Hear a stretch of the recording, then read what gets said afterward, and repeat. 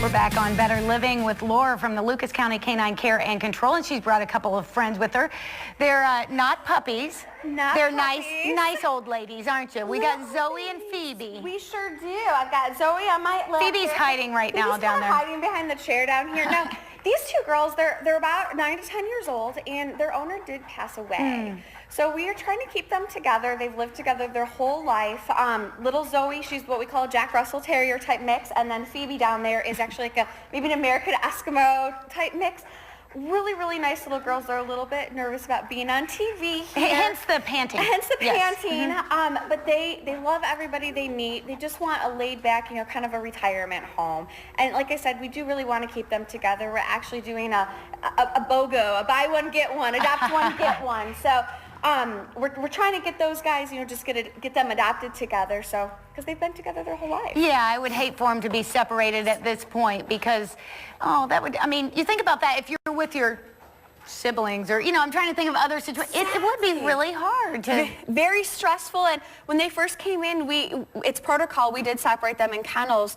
Poor Phoebe was so depressed when then she saw her sister, totally came out of her shell, so we want to keep them together as best we can. That would be really nice because they've had enough change. They've had to move out of their home anyway, so it would be nice. So if somebody is interested in Zoe and Phoebe, Zoe is actually shaking, I think, right now. She really is excited. If somebody is interested in bringing Zoe and Phoebe into their home and making it their forever home, what should they do? Yeah, first they should come down and meet them in person here. So if you have any, kids or other dogs, we would recommend that you would bring them in.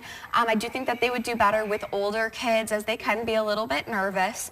And then we'd have you fill out an application, and they're already spayed and ready to go. So that's really what it would be. We do have quite a few other dogs available for adoption right now. Not as many as we normally do. Right now it is... That's not a bad thing. Not a bad thing, no. We're liking it right now. It's a little bit easier. We have more time to spend with everybody that is there. But we always have, adoption events coming up, that sort of thing, if you're looking to add a new family member to your house. Let's talk about those, not specifically, but some of those other dogs that you have. I think people have a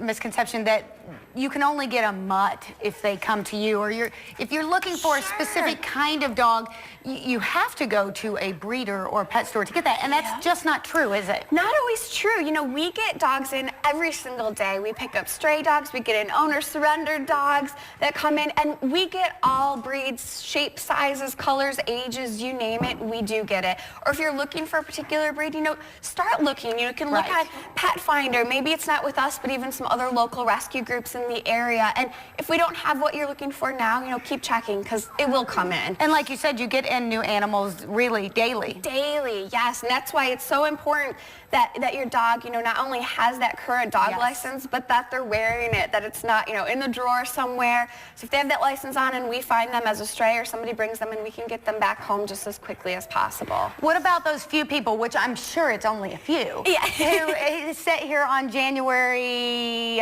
what is today? January 23rd. Sure. And have not renewed their license, their dog license for this year. Yes, you have until the end of January, so you still have a week left. There's over 20 vendors in the area. You can come right down to our office, purchase that dog license. It's $25 for the license now.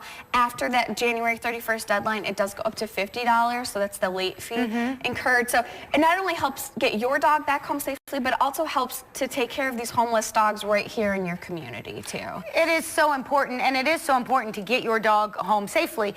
The microchipping is great, but like you said, if you're not updating that information, the good thing about a license is you are updating it every year, and so that information is current, and they can get a hold of you can get a hold of someone. Yes, that's current. Like you said, the microchips, they're a great permanent form of identification. Phoebe is really talking to us from down there. See me down here, guys. Phoebe has got something to say.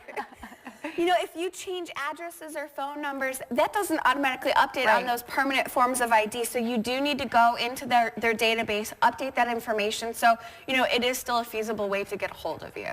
If somebody's looking for that specific breed or thinks a smaller dog is going to work in my family, or maybe it's the opposite way, a larger dog is going to work better for my family, a great way to keep up with you is via social media, because you can see all those dogs on Facebook and, Twitter, all that stuff. Instagram, right? We're on Instagram. So tell people how to find you on social media. Yep, social media, our biggest one is our Facebook page. It's just Lucas County Dogs. You can just type that right in and it will pop up with us. You can, stay up to date with who's available for adoption, events that are coming up, everything that's going on. And then it's Lucas County Dogs on our Twitter and as well as the Instagram as well. So you can check all those out. Our website is lucascountydogs.com as well. So you can always stay up to date with everything on there. If you're not able to adopt right now, we're always looking for volunteers, donations, anything like that. Maybe you're not able to take a dog into your home, but you can still help some of these guys right here. What are some specific tangible things that you need donated? Biggest thing right now is blankets. Blankets and towels, dog treats, toys, anything like that. Even little cute, like bandanas. Yes. We have a really nice community member who actually sews blankets for the dogs. Anything like that. It really helps just get them a little perk on adoption, essentially. So just anything like that we can really put to great use. All right. Well, if you are interested in Zoe and Phoebe, we definitely want to keep these sisters together. Yes. Call the Lucas County Canine Care and Control today or get down there because these girls will not last long since they become television celebrities, that's for sure. Or check out Lucas County Canine Care and Control on social media. We'll be right back on Better Living.